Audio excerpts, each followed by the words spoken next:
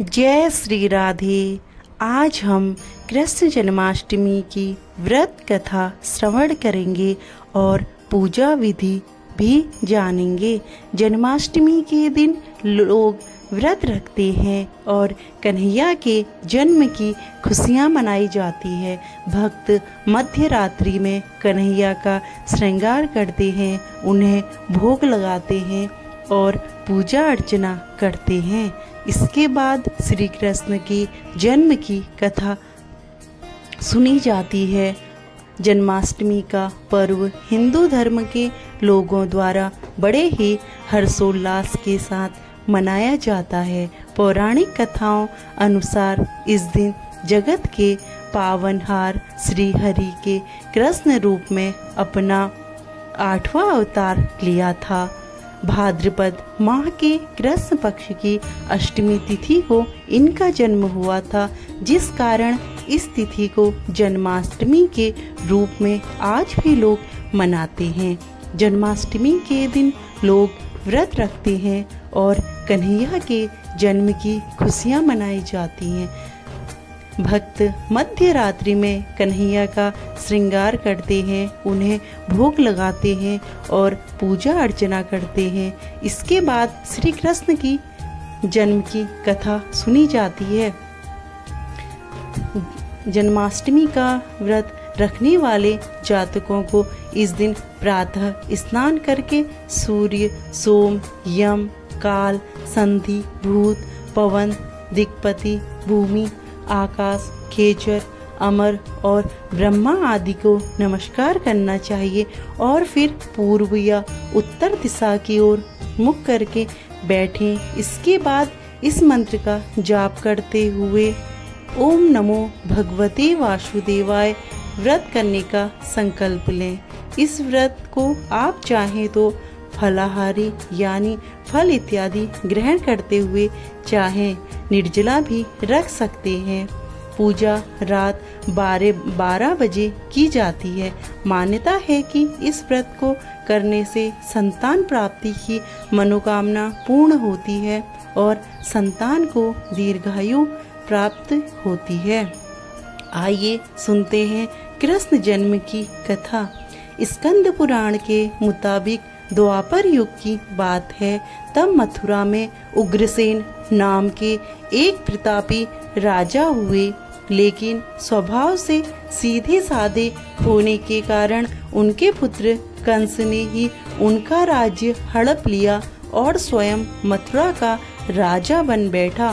कंस की एक बहन थी जिनका नाम था देवकी। कंस उनसे बहुत प्रेम करते थे।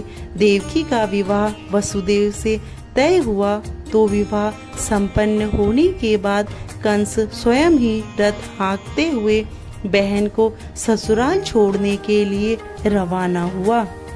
जब वह बहन को छोड़ने के लिए जा रहा था, तभी एक आकाशवाणी हुई कि देवकी और वासुदेव की 8वीं संतान कंस की मृत्यु का कारण बनेगी।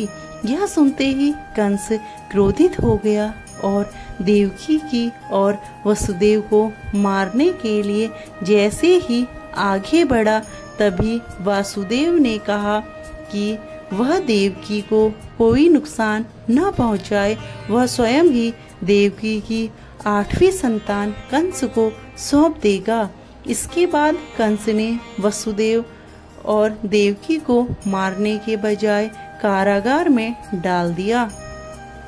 कारागार में ही देवकी ने 7 संतानों को जन्म दिया और कंस ने सभी को एक एक करके मार दिया।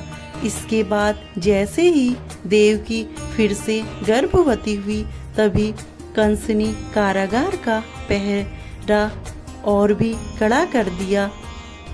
तब भाद्रपद माह के कृष्ण पक्ष की अष्टमी को रोहिणी नक्षत्र में कन्हैया का जन्म हुआ। तभी श्री विष्णु ने वसुदेव को दर्शन देकर कहा कि वह स्वयं ही उनके पुत्र के रूप में जन्मे हैं। उन्होंने यह भी कहा कि वसुदेव जी उन्हें वृंदावन में अपने मित्र नंद बाबा के घर छोड़ आए और यशोदा जी के गर्भ से जिस कन्या का जन्म हुआ है उसे कारागार में ले आए। यशोदा जी के गर्भ से जन्मी कन्या कोई और नहीं बल्कि स्वयं माया थी। यह सब कुछ सुनने के बाद वासुदेव जी ने वैसा ही किया। स्कंद पुराण के मुताबिक जब कंस को देवकी की 8वीं संतान के बारे में पता चला तो वह कारागार पहुंचा। वहां उसने देखा कि 8वीं संतान तो कन्या है। फिर भी वह उसे जमीन पर पकड़ने ही लगा कि वह माया रूपी कन्या आसमान में पहुंचकर बोली कि रे मूर्ख, मुझे मारने से कुछ नहीं होगा। तेरा काल तो पहले से ही वृंदावन पहुंच चुका है, वह जल्दी ही तेरा अंत करेगा। इसके बाद कंस ने वृंदावन में जन्मे नवजातों का पता लगाया। जब यशोदा के लाला का पता चला तो उसे मारने के लिए कई प्रयास किए, कई राक्षसों को भी भेजा, लेकिन कोई भी उस बालक का बाल भी बांका नहीं कर पाया।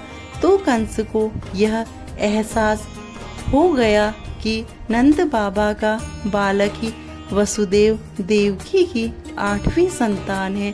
कृष्ण ने युवावस्था में कंस का अंत किया।